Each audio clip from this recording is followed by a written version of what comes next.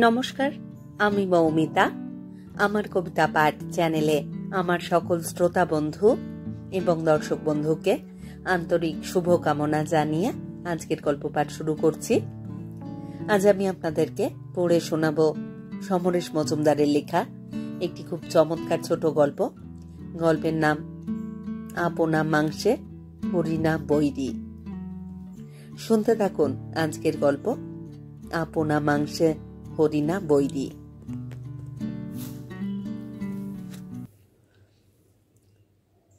আজ সকালে যখন বেলটা বেজেছিল তখন সুচরিতার ঘুম সদ্য ভেঙেছে।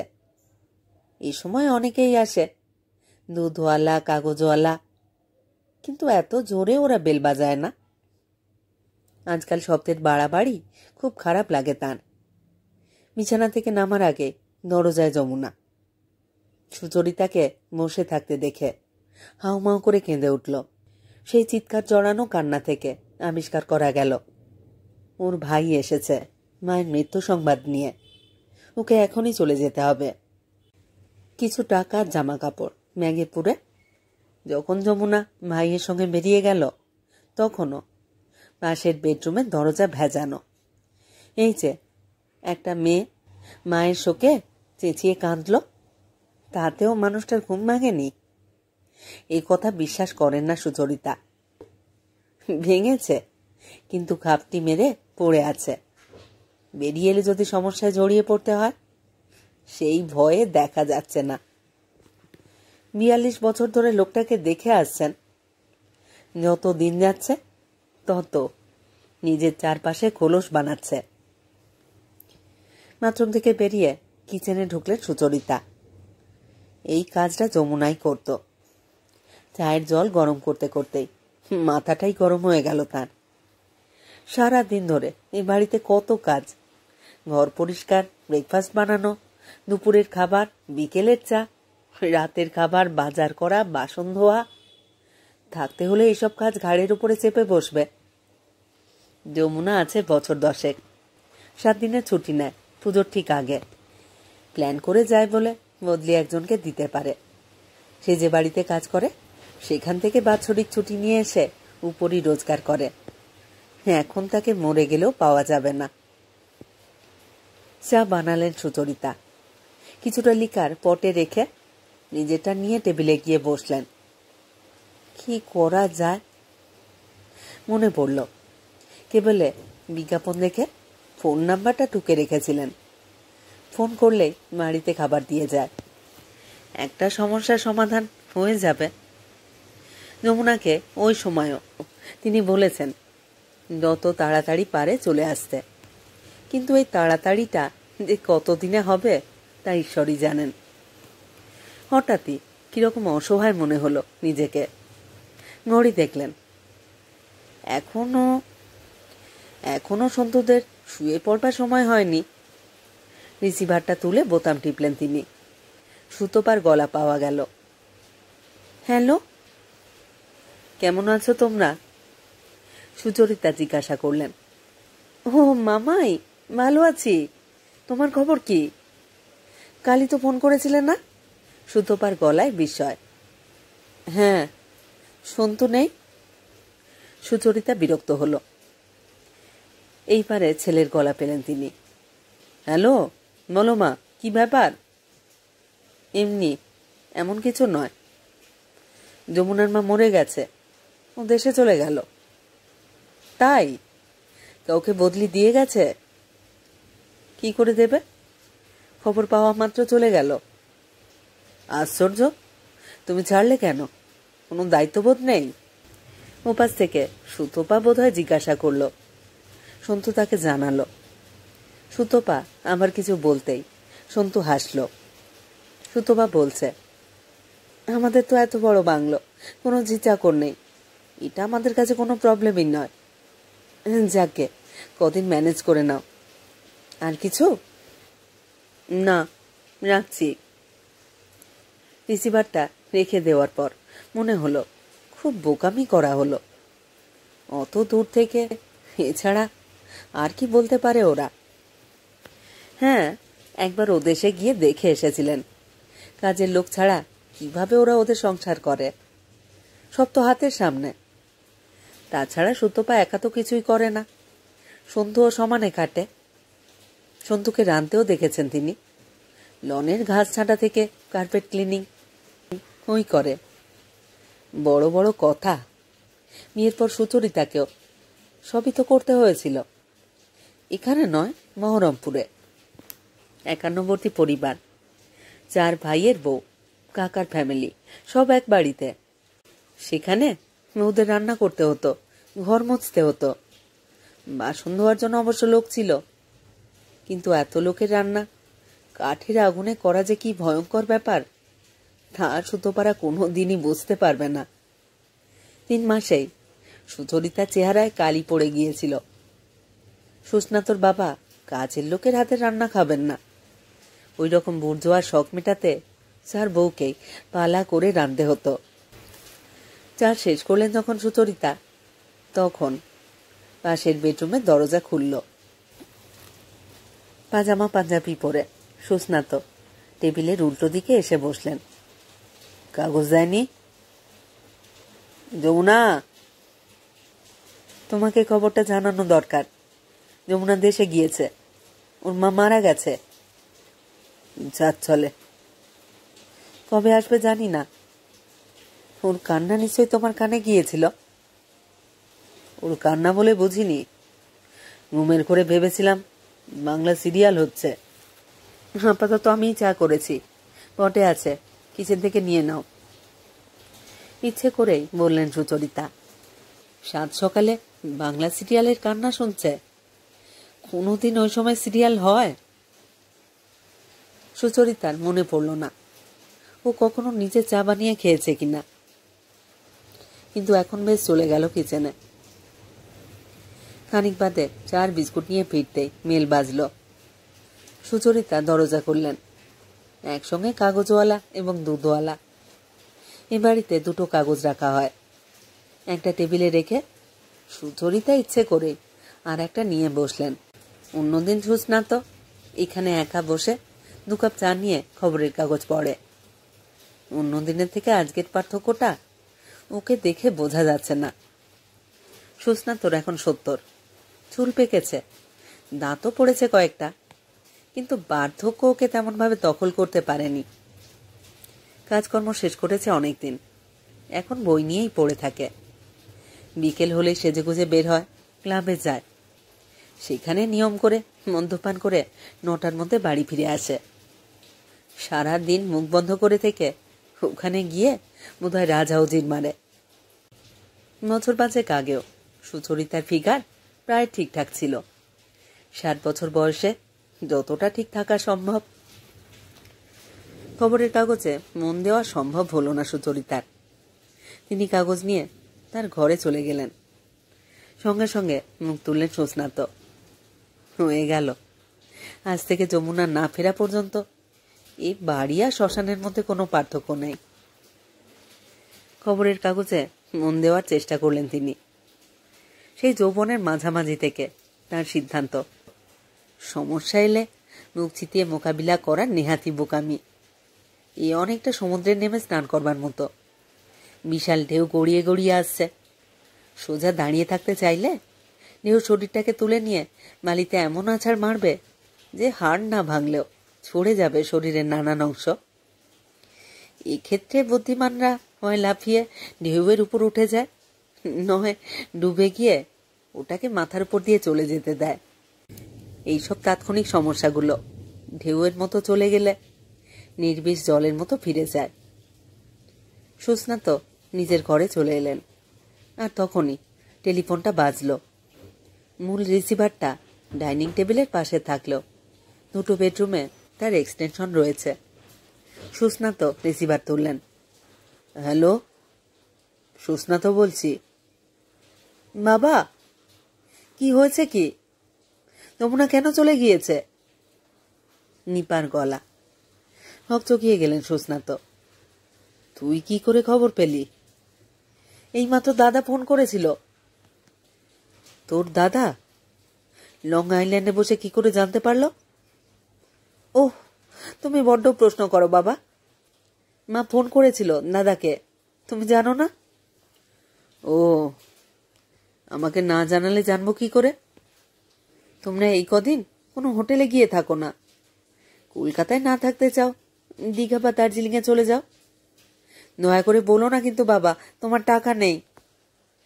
মা এমনভাবে ফোন করেছে যে দাদা চিন্তায় পড়ে গেছে। তোরা যে এত চিন্তা করছিস তা জেনে খুব ভালো লাগছে রে। নোয়েল, তুমি ঠাট্টা করছো না? আমি তোমাকে কতবার বলেছি ওই ফ্ল্যাটটা বিক্রি করে সোজা চলে এসো মাকে নিয়ে, কিন্তু তুমি তো আসবে না। মেয়ের বাড়িতে গিয়ে থাকা যায় না। এই প্রিমিটিভ আইডিয়া থেকে তোমরা মুক্ত নয়। মেয়ের গলায় অভিমান। তোর দাদার ওখানেও তো আমরা যাচ্ছি না। আমি জানি তো কেন যাচ্ছ না, কিন্তু যাগে হোটেলে যদি না যেতে চাও তো মাকে বলো সাদামাটা কিছু রাঁধতে, এবং তুমি মাকে হেল্প করো, বুঝলে বাবা?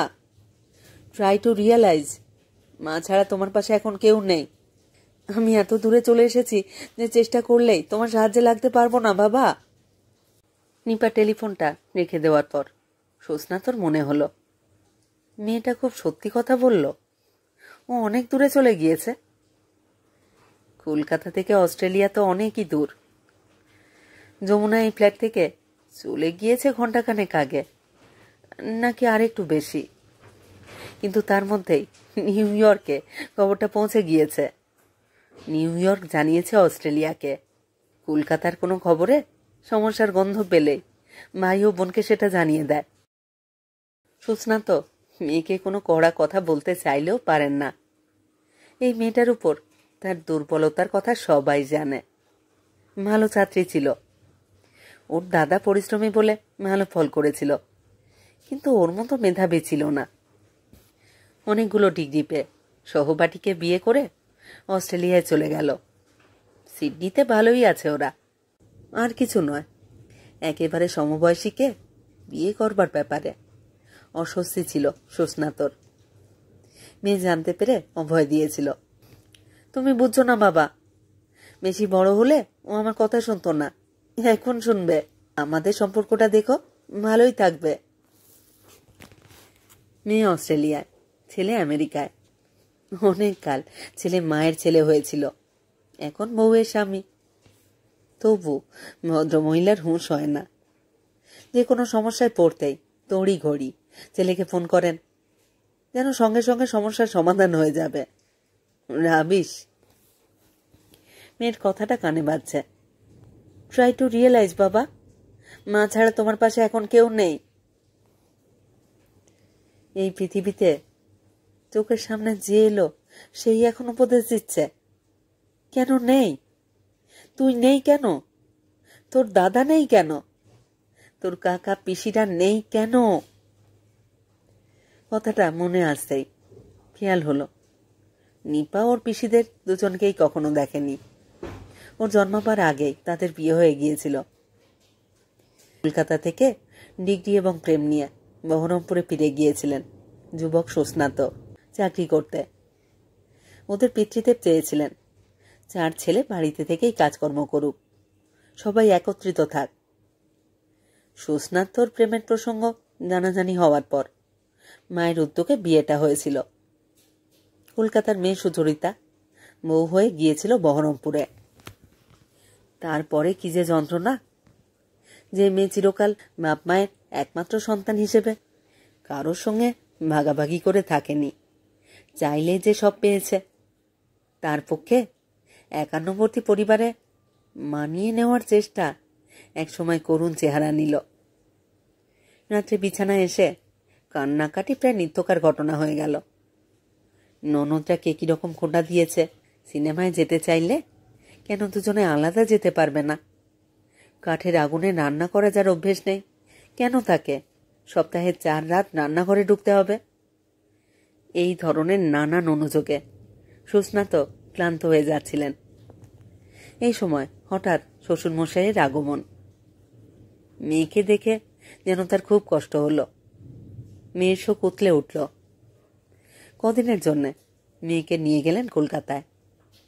সেখানে গিয়ে জানালেন মেয়ের ইচ্ছে এমএ পড়বার। সুস্নাতর পিতৃদেব বললেন, তোমার যদি আপত্তি না থাকে, বৌমার পড়াশুনোর ব্যাপারে আমি আপত্তি জানাবো কেন? সুস্নাত এলেন কলকাতায়।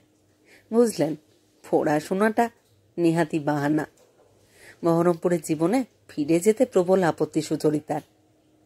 এদেশে প্রেমের সময় ছেলেমেয়েরা পরস্পরকে বড় জোর 10% জানাতে পারে, বিয়ের পর বাকি 90% স্রেফ জুয়া খেলার চেহারা নেয়। সুস্নাত ফিরে গেলেন বহরমপুরে এবং তারপরে পিতৃদেবের মৃত্যু। খুঁটিটা নড়ে গেল। একান্নবর্তী পরিবারের সমস্যাগুলো দাঁত বের করল। মায়ের পক্ষে সেটা সামলানো মুশকিল হয়ে পড়ল। কোনো ভাইয়ের অনুযোগ, তার তুলনায় অন্য ভাই সংসারে কম টাকা দিয়েও সমান সুখভোগ করছে। ব্যাংকে পিতৃদেবের যা রয়েছে তার বিলি ব্যবস্থা কিভাবে হবে, ইত্যাদি ইত্যাদি সমস্যা হয়ে দাঁড়ালো। সুস্নাত লক্ষ্য করত, ওরা যখন কথা বলছে তখন সুচরিতাকে বাদ দিয়েই বলছে, যেন সুচরিতা এই বাড়ির কেউ নয়। একদিন কথাটা তুলতেই বড় বোন দে তখন সদ্য বিবাহিতা বলে ফেলল, কিছু মনে করো না দাদা, এই বাড়ি থেকে বৌদির বেরিয়ে যাওয়াটাই বাবা মেনে নিতে পারেননি। তাই তো, এত তাড়াতাড়ি চলে গেল। এখানে কেউ জানলো না, তুমিও কিছু জানো না, হঠাৎ এমএ পড়বার ইচ্ছে হয়ে গেল। আর এমএ তো যখন তখন পড়া যায় না, তারও তো সময় আছে। আমরা নিশ্চয়ই ঘাসে মুখ দিয়ে চলি না। যাই বলো, শুরুটা কিন্তু তোমার বউই করলো। বাড়ির মধ্যে বাড়ি, ঘরের মধ্যে ঘর, মায়ের অবস্থা অসহায়। আর সেই সময় কলকাতার চাকরিটা চলে এলো হাতের মধ্যে। মায়ের আপত্তি ছিল খুব, যেন সুস্নাতই ভরসা। তিনি পাশে থাকলে ভাঙনটা মা রুখতে পারবেন। কিন্তু সুচরিতা নিজের ভবিষ্যৎ, আকাশে ওড়ার স্বপ্ন টেনে নিয়ে এলো সুস্নাতকে কলকাতায়। দমদমের ভাড়া করা ফ্ল্যাটে তখন অপার আনন্দ। পরস্পরকে জড়িয়ে ধরে সকাল আসে। রবীন্দ্রনাথের গান বাজে সুচরিতার গলায় রেকর্ডে। সুচরিতার পড়াশুনো, সুস্নাতর চাকরির বাইরের সময়টা যেন থমকে থাকে ওদের দুজনের দিকে তাকিয়ে। পড়া শেষ হলে সুচরিতা চাকরি পেল, সুস্নাতর উন্নতি হলো। সেই সঙ্গে ছেলে মেয়ে চলে এলো কয়েক বছরের ব্যবধানে। ছেলে আসার পর যা হয়নি, মেয়ে এলে তাই হলো। মেয়ের উপর সুস্নাতর আগ্রহ নিয়ে রসিকতা করত সুচরিতা। যা ছিল এতকার উদারতায় চাপা দেওয়া, তা যে কখন উন্মুক্ত হয়ে পড়ল তা ওরা নিজেরাই জানে না। এই বাড়িতে সুচরিতার দিদির অবারিত যাতায়াত। তার সন্তানদের আঁকড়ে ধরেছে সুচরিতার ছেলে মেয়ে। দিদি কেবলই বোঝাচ্ছেন, আর কতদিন ওরা ভাড়া করা ফ্ল্যাটে থাকবে। ভবিষ্যতের কথা ভেবে নিজেদের ফ্ল্যাট হওয়াই উচিত। সুচরিতাই উদ্যোগী হলেন। ওর জামাইবাবু এই ফ্ল্যাট বুক করিয়ে দিলেন। সেই সময় দুজনের রোজগার থেকে যা বাঁচত তার সবটাই প্রায় চলে যেত ফ্ল্যাটের ইনস্টলমেন্ট মেটাতে। সেই সময় বহরমপুরে ভাগাভাগি হয়ে গিয়েছে। মা যে ভাইয়ের সঙ্গে আছেন তার রোজগার কম। মায়ের জন্যে টাকা পাঠানোর অনুভব করত সুস্নাত। সুচরিতা বলতেন, তোমার মাকে তুমি নিশ্চয়ই সাহায্য করবে, কিভাবে করবে তা তুমিই ঠিক করো। তবে তোমার ভাইয়ের সংসার চালানোর দায়িত্ব নিশ্চয়ই তোমার নয়, আর সেটা তুমি নিজের ছেলে মেয়েকে বঞ্চিত করে করতে পারো না। তার মানে তুমি তোমার মায়ের জন্য কত পাঠাবে? খাওয়া দাওয়া, ওষুধ ইত্যাদির জন্য কত টাকা? ধরো 500। তা তোমার মা নিশ্চয়ই সেই টাকায় বাজার করে নিজের জন্য রাখবেন না। তাকে টাকাটা দিতে হবে ছেলের হাতে। মা কিভাবে খরচ করবেন সেটা তার উপর নির্ভর করছে। সুস্নাত বলেছিল, মাকে 500 টাকা পাঠাতে বাড়তি খাটতে হচ্ছিল, কিন্তু সব মাসে ঠিকঠাক সময় পাঠাতে পারছিল না সে। আর তখনই হঠাৎই বিদেশে যাওয়ার আমন্ত্রণ এলো চাকরির সূত্রে, 1 বছরের জন্যে। ফিরে এলো অনেকটা ধাপ উপরে উঠবার আনন্দ নিয়ে। কিন্তু ইতিমধ্যেই মা মারা গিয়েছেন। মায়েদের সঙ্গেও যোগাযোগ নেই। সুস্না তো জানেন, নিজেদের মধ্যে ঝগড়া করা সত্ত্বেও মায়েদের ধারণা তিনি সবচেয়ে সুবিধেবাদী। সবচেয়ে বেশি রোজগার করা সত্ত্বেও এক এক ভাই যখন বিপদে পড়ে টাকা চেয়েছে তখন তিনি দিতে পারেননি। সুচরিতা ঠিকই বলতেন, দিলে ফেরত পাবে তো। বাড়ি বানাবার জন্য 2 লাখ চেয়েছে, শোধ করবে। একজনকে দিলেই আরেকজন হাত বাড়াবে, তখন তাকেও দেবে।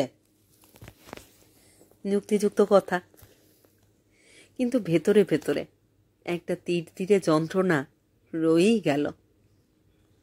একসময় তিনি খবর পেতেন কাজকর্মের ভাইরা কলকাতায় আসে, অথচ তার সঙ্গে যোগাযোগ করে না।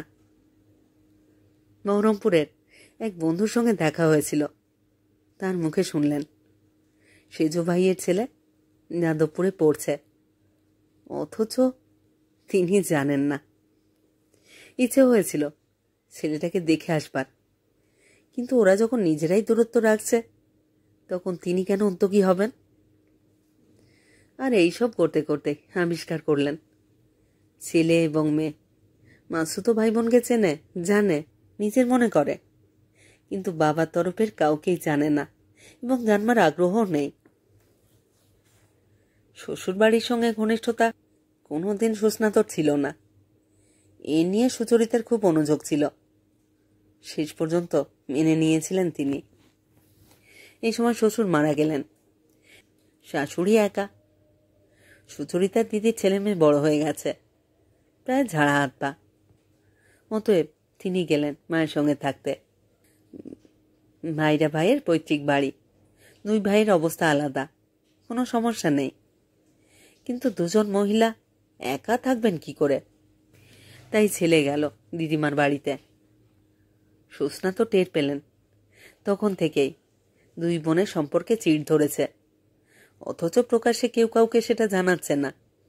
সুচরিতা ছেলে মেয়েকে মাসির সঙ্গে ঘনিষ্ঠতা করবার ব্যাপারে ঘুরিয়ে সতর্ক করেছেন।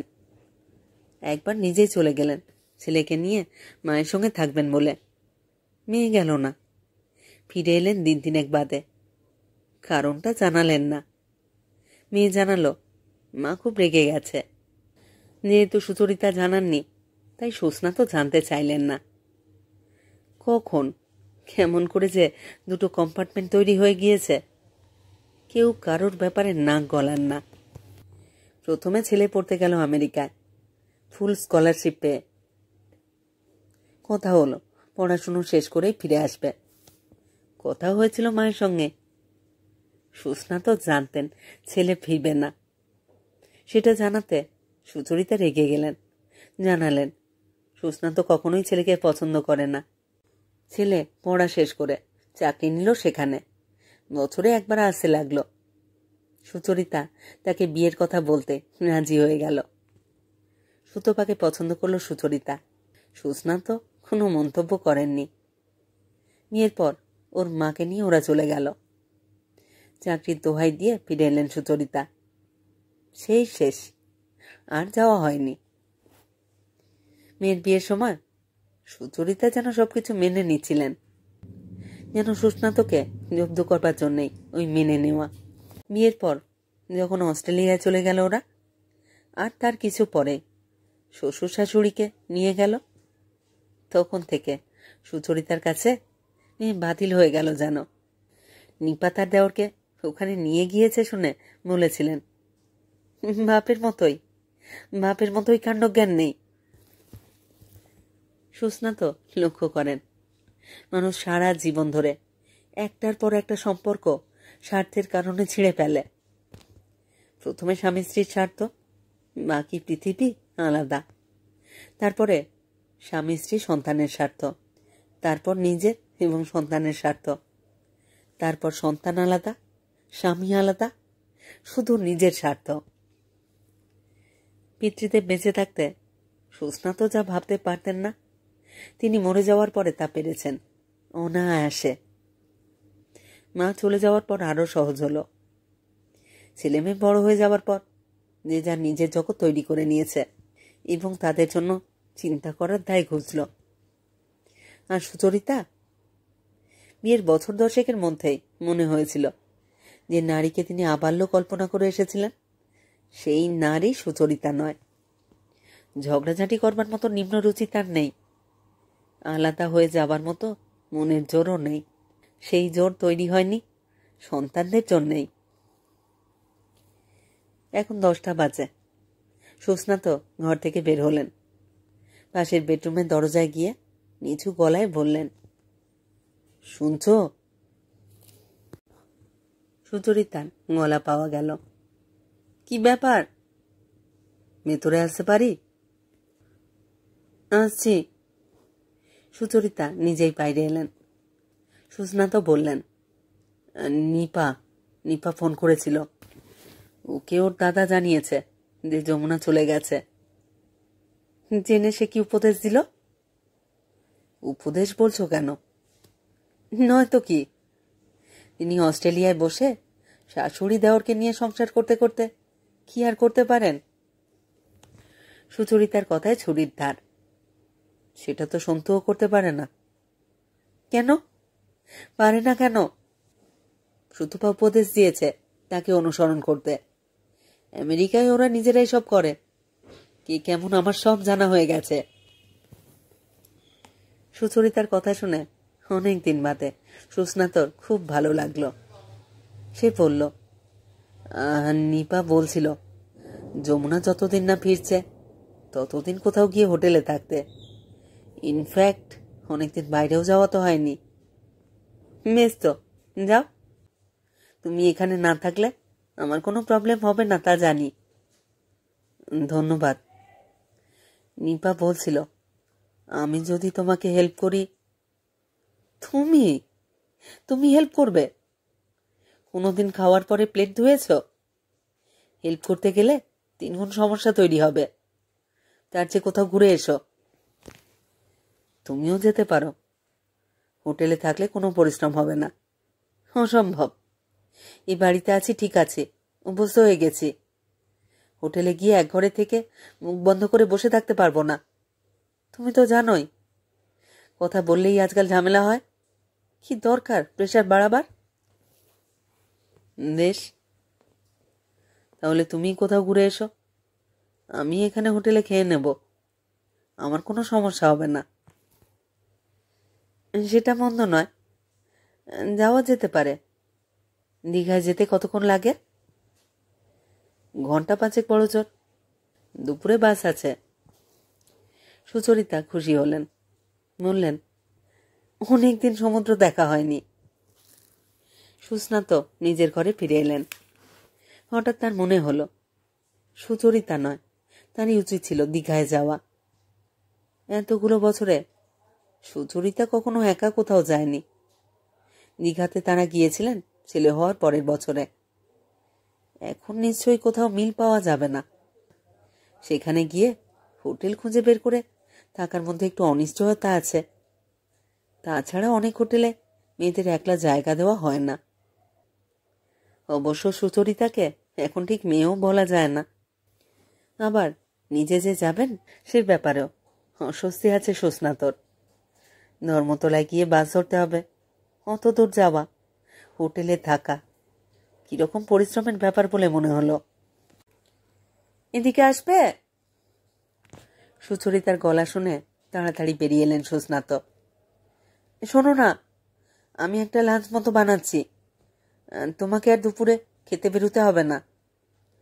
স্টকে ডিম নেই, গোটা 4 ডিম এনে দাও। ডিম? কেন?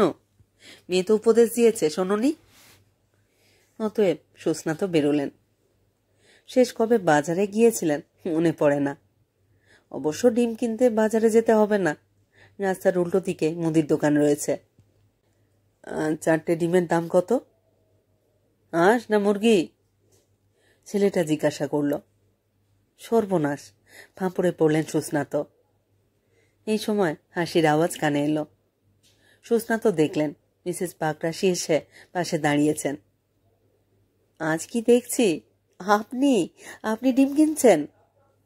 আর বলবেন না, কাজের লোকে দেশে গিয়েছে। তাহলে রান্না বান্না? আপনার মিসেসের শুনেছি গ্যাসের কাছে যাওয়া বারণ। আপনি রান্না করছেন নাকি? হেসে মাথা নেড়ে 4টে হাঁসের ডিম কিনে বাড়ি ফিরল সুস্নাত। হ্যাঁ, সুচরিতার নিঃশ্বাসের একটা কষ্ট আছে, কথাটা খেয়াল ছিল না। শোনো, ওগুলো থাক, আমি দোকান থেকে কিছু কিনে আনছি। ডিম আনোনি? এনেছি। দয়া করে পেঁয়াজগুলো একটু কুচিয়ে দিতে পারবে? নিশ্চয়ই। ব্যাপারটা কিছুই নয়, কিন্তু বেশ হিমশিম খেল সুস্নাত। হঠাৎ নিজেকে অপদার্থ বলে মনে হলো তার। কত মানুষ আছে যারা সব কাজকর্ম করেও চমৎকার রাঁধতে পারে। এই সন্তুটাও তো।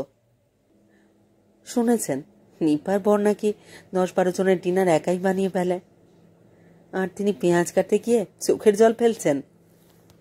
ছাড়ো ছাড়ো, ওইভাবে কাটলে আমার খাওয়া হবে না।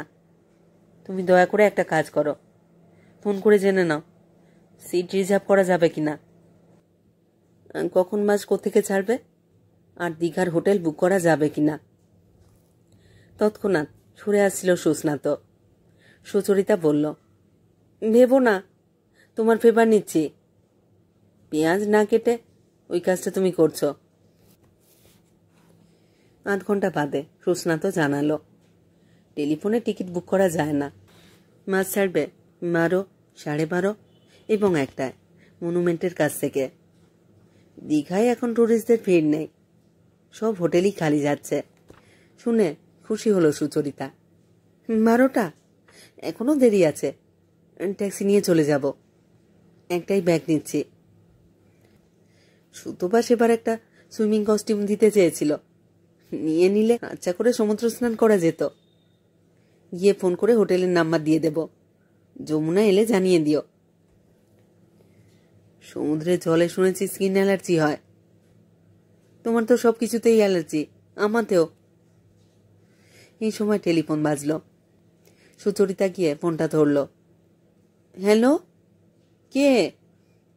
ও, কি খবর? তাই নাকি? খুব ভালো কথা। কোত্থেকে বলছো?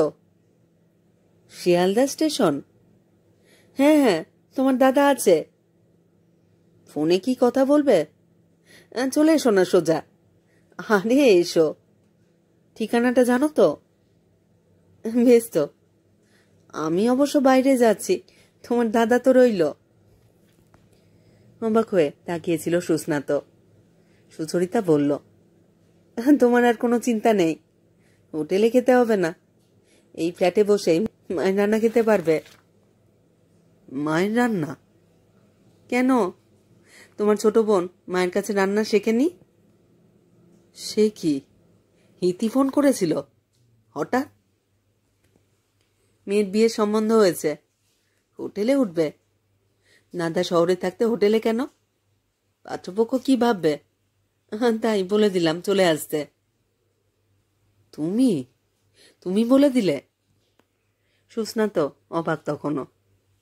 হ্যাঁ, খালি ফ্ল্যাট, তবে আমার বেডরুমটা যেন ওরা ব্যবহার না করে। 3 জন আছে, তোমার ভালোই লাগবে। তুমি চলে যাচ্ছ? তো কি, নিশ্চিন্তে যাচ্ছি। দরজা ভালো করে বন্ধ না করে তুমি বেরিয়ে গেলে চোর ঢুকতো, এখন সেটা হবে না। বৌদি তো ওদের চোখে খুব খারাপই, আমি না থাকলে তাই ভাববে, এর বেশি আর কি। স্নান সেরে সুচরিতা টেবিলে খাবার সাজালো। তাড়াতাড়ি খেয়ে নাও, ওরা এসে পড়লে অসুবিধা হবে, 2 জনের জন্য বানিয়েছিলাম। অতএব খেতে বসেই হলো। মন্দ হয়নি, কিন্তু ইতির মুখটা মনে করবার চেষ্টা করলো সুস্নাত। কত বছর ছোট বোনকে দেখেনি। ভাইদের মুখ কেমন ছিল? বড় বোনের? ইতির মেয়ে তাহলে বিয়ের বয়সী? তাকে তো দেখেইনি। হঠাৎই একটু কৃতজ্ঞ বোধ করল সে সুচরিতার কাছে। খাওয়া যখন শেষ হলো তখন প্রথম মেলটা বাজল। সুচরিতাই দরজা খুলল। স্মার্ট চেহারার একটি যুবক দাঁড়িয়ে আছে। আমি তাজ ইন্ডিয়া থেকে আসছি, আপনাদের জন্য একটা লাঞ্চ প্যাকেট আছে। Lunch packet? কে অর্ডার দিল? ইমেলে অর্ডার এসেছে নিউ ইয়র্ক থেকে। ক্রেডিট কার্ডে পেমেন্ট করেছেন। এটা নিন, আর দয়া করে এখানে একটা সই করে দিন। লোকটিকে বিদায় করে বড় প্যাকেটটা নিয়ে অপূর্ব হাসলেন সুচরিতা। দেখো দেখো, সন্তুর কাণ্ড দেখো। যমুনা নেই বলে 5 স্টার হোটেলকে বলে দিয়েছে বাড়িতে লাঞ্চ পাঠিয়ে দিতে। নিশ্চয়ই সুতপা জানে না। এইরকম করা যে যায় আমি জানতাম না। বিড়বিড় করল সুস্নাত। তুমি তো কিছুই জানো না। প্যাকেট খুললেন তিনি, তারপর উচ্ছ্বসিত হলেন। কি কাণ্ড! Fried rice, chilli chicken, chicken kebab, আর এটা কি? ও মা, এ তো দুজনেও শেষ করা যাবে না। হয়তো ভেবেছে রাত্রেও খাবো। জানে তো না আমি দীঘায় চলে যাচ্ছি। তুমি সঙ্গে নিয়ে যাও। নষ্ট করতে? এত একা খাওয়া যায় নাকি? নাকি সন্তু পাঠিয়েছে বলে তোমার খেতে অরুচি হচ্ছে? সুচরিতার কথা শেষ হতেই মেল বাজল। দেখো, ওই তোমার বোন এলো। অতএব সুস্নাত দরজা খুললেন। আর একটি তরুণ দাঁড়িয়ে, হাতে বাক্স। মিস্টার সুস্নাত? হ্যাঁ, আমি। এই নিন আপনাদের লাঞ্চ প্যাকেট। হোটেল গ্র্যান্ড থেকে আসছে। অস্ট্রেলিয়া থেকে ইমেলে অর্ডার এসেছিল। ক্রেডিট কার্ডে পেমেন্ট হয়ে গেছে। সই করুন। ছেলেটিকে বিদায় করে হাসি মুখে বাক্সটা টেবিলে রাখলেন সুস্নাত। দেখো দেখো মেয়ের কাণ্ড। উপদেশ দেওয়ার পরেও খাবার পাঠিয়েছে। ইমেলে আজকাল কত কি যে করা যায়। খুলে দেখো তো কি কি আছে। তোমার মেয়ে পাঠিয়েছে, তুমিই খোলো। সুচরিতা মুখ ফেরালেন। সুস্নাত খুলল। Fried rice, chilli chicken, chicken kebab, আর একটা যেন কি। 4 জনে খেতে পারবে। বললেন, যাই বলো, মেয়ে আমাদের কথা ভাবে। আমাদের বলো না, আমার বলো। ঠিক সেই সময় আবার ফোন বাজল। সুচরিতাই ফোন ধরল। কি হলো ইতি? তোমরা হোটেলে যাচ্ছ কেন? আরে, এতদিন যোগাযোগ রাখিনি তো কি হয়েছে? তুমিও যেমন রাখোনি, আমরাও তেমন রাখিনি। আর না না, তোমার ফোন আসবার আগেই আমি ভাবছিলাম বাইরে যাব। তুমি আসছো বলে চলে যাচ্ছি তা ভাবছো কেন? আরে শোনো না, তোমরা যদি না আসো তাহলে কিন্তু খুব দুঃখ পাবো। আর তোমরা আসবে বলে বোধহয় বড় হোটেলের খাবার এসেছে। গুড, এসো কিন্তু। সুচরিতা উঠলেন। খাবারগুলোকে হট বক্সে রাখতে হবে। সুস্নাত জিজ্ঞাসা করলেন, কি বলল ইতি? আমি থাকবো না বলে আসতে চাইছিল না, এখনো আসছে। তুমি চলে যাচ্ছ জেনেও? তুমি চলে যাচ্ছ জেনেও আসছে? আমি চলে যাচ্ছি কে বলল? যাচ্ছি না। ও, ছেলে মেয়ে কষ্ট করে বিদেশে রোজগার করে, সেই টাকায় কেনা খাবার ফেলে দিতে তো পারি না। তাছাড়া ননদের মেয়ের বিয়ের সম্বন্ধ হচ্ছে, বাড়ির বউ হিসেবে না হয় একটা কর্তব্য করা যাক। কিন্তু রান্না বান্না এত লোকের। সবাই তো আমার মতো অকর্মার ঢেকি নয়। এই খাবারে আর চলে যাবে, কাল থেকে ইতি নিজেই রান্নাঘরে ঢুকবে। সমস্যার যখন সমাধান হয়েই যাচ্ছে, তখন বাইরে যাওয়ার কি দরকার? খাবারগুলো হট বক্সে ফেলতে ফেলতে বললেন সুচরিতা। নিজের ঘরে চলে এলেন সুস্নাত। তার সিদ্ধান্ত হলো, যমুনা না ফেরা পর্যন্ত যেমন করেই হোক, যে করেই হোক, ইতিকে এখানে আটকে রাখতে হবে। যৌবনে একান্নবর্তী বাড়ি থেকে বেরিয়ে এসেছিলেন। একের পর এক জায়গা বদল করেছেন, কিন্তু এখন আর কোথাও যাওয়ার জায়গা নেই। এখন শুধু অন্ধকারের সঙ্গে লড়াই করে যাওয়া। যে কটা দিন পারা যায়